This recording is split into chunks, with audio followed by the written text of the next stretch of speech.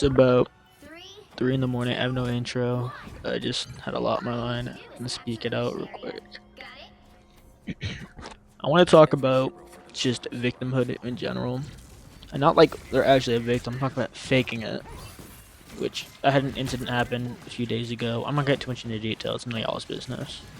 But I was accused of sending something to somebody else, but I never had.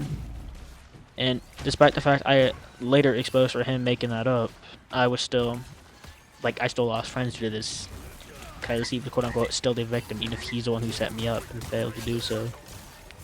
Which is completely ridiculous and stupid, but again, did a little bit of research and I found out this is actually a pretty big issue online.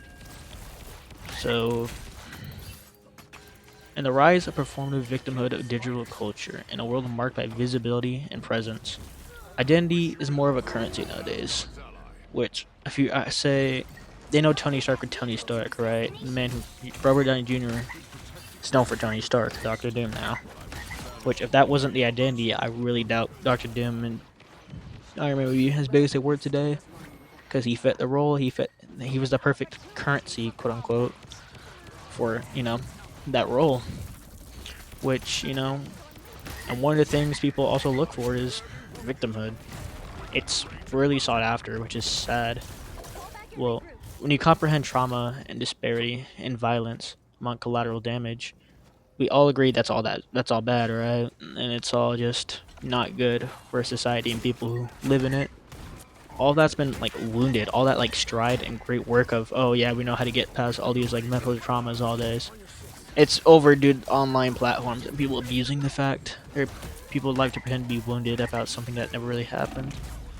It's a growing trend. I've talked about it, like I just said, pretending to be a victim and lying about narratives and not trying to help anybody but themselves. It's honestly, I think the reason people do it is for moral capital and to shrink their own responsibility of doing something bad.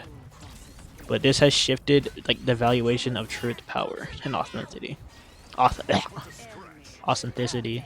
Okay, I give up. And at its heart, social media rewards certain types of content, right? Like all the bad, suffering, hurt. It's very good. So maybe that's why people do it for clout. Hurt gets more engagement than neutral stuff. So people might be motivated by just pretending to be hurt or gaslit by someone they cared about. But also, I feel like it could be just use themselves out of any situation. You could be like, oh, my trauma doesn't let me do that. I'm so sorry. I would never do that. Yeah, excuse accountability. So I'll talk about that when I have more for that right now. Anyways, whether they're being applied appropriately or not, such as gaslighting and abuse, it creates a twisted view of whatever person this is. Like for example, if I said my ex would just beat me every day, so you go around beating me, right? And you never met my ex at this point, so you don't know who this is. But if I just told you that, and you'd be like, wow, I guess his ex beat him every day, and that sucks, man. I'm sorry to hear that. That give me the leverage of your sympathy, because I've been hurt. Air quotations. I love my ex. She didn't beat me, but it's performative victimhood, and it's a tendency to be subtle but unsettling. Disagreements online, like we talked about earlier in the video, are often reduced to competitions of who has more trauma, who can get excused more. I would call this term the oppression Olympics, air quotations. It's the struggle over the ideas of accountability and substance. But people who get more of an opinion based of victimhood and oppression in this environment, as online, it is a form of attack and disagreement, and is hurdled abuse to avoid accountability for citing emotional damage. This not only weakens any sort of debate you have going on, but disrespects authentic victims by watering down language to discuss serious issues. And I'm gonna elaborate. It's not my notes, but I'll elaborate on that. Where, say for example, let's say my friend Bill, his girl used to beat him like he was a male survivor. Then he gets in an argument online, and someone says, "Oh yeah, well my boyfriend he used to beat me every other day, so therefore I'm allowed to call you the N word. I'm allowed to do that because I have trauma and I don't know how to cope with it." Which you might still have trauma, but that doesn't give you the excuse to say that to my buddy Bill. You don't get the excuse to say the N word to somebody because your partner used to beat you. Which sympathies if that's true, but if it's not true, then why are you lying first off? And second, you're just trying to avoid accountability, which I think is great. Not really, but I think it's great when people try to avoid accountability by using the trauma as a shield. It's like it's a route to validation because people be like, "Oh, I'm so sorry," and just I'm so sorry, that happened to you, and that shouldn't have never happened to you. But yeah, I agree. Nothing bad should ever happen, but sometimes it needs to happen to change and make someone better. Like I said, just the ability to avoid accountability, it discourages growth and discussion, and it just breeds a misery for everybody around you. Which I can't like. It's hard for me to be friends with people nowadays because I just think, wow, if I say slip up one time, it could be over right here. They could be like, oh yeah, Doom used to call me slurs. Doom called me slurs, therefore I'm allowed to beat him to death with a crowbar. Which it's just like to go back to witness suffering, where it's like never really happened, but if someone says it, it just happens. I wish like that never would have happened, but back to my friend's situation. It's like the fact that people are still on his side, despite the fact, that he tried to set me up and frame me so he'd get the attention. People still believed him.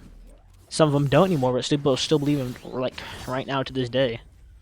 Which I think is generally disgusting that you would see something like, oh, they had a mental breakdown because they were caught being guilty, so therefore you're the bad guy. Which I feel like, yeah, but your friend's suffering his own actions for his own consequences. You can't get mad at me for defending myself, which is generally disgusting. And again, I'm not saying everybody is like this. Some people like actually have genuinely suffering online and are being honest about it. Speak openly about suffering is like awesome. I'm glad you're able to do that. I'm glad you got over it and can spread your story and tell others to be cautious. That's great. I honestly think it's great that people can do that. But the fact people can do that means some people can also lie about it and get free sympathy and free help, even if they're in the wrong. Which is like, I'll never get over it. It's so weird and gross. And if you do that, you should go ahead and unfollow me. But again, it's only online. I noticed it. It's never in person, which interesting enough because people would beat your ass because there's no screen to protect you there.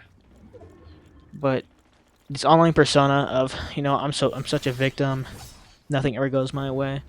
It's all it is, just an exaggeration for just trying to harm others and they pass it off and minimize your own blame. Which I also leads back to another topic I have coming up for you guys: accountability. Which if you don't have accountability in your life, it's gonna be hard for you to do things. Without accountability, there is nothing. If you mess up and you take accountability for it, that blow that you just took will be a lot less worse. You know what I'm saying? Because accountability is the most important thing of all time. And I'll get into that. I'll get a little more into that with accountability. But at the end of the day, if you're making up about other people and trying to avoid it with "I was traumatized and I'm such a victim," you are single-handedly removing progress from any sort of person who's actually been affected by that, right? It doesn't. If even if it was true, that still doesn't excuse your bad actions, right? Again, we all make mistakes. We're all human, but sometimes you know what you're doing, and it's a little hard to fess up after you do that thing. I'll get into accountability here now.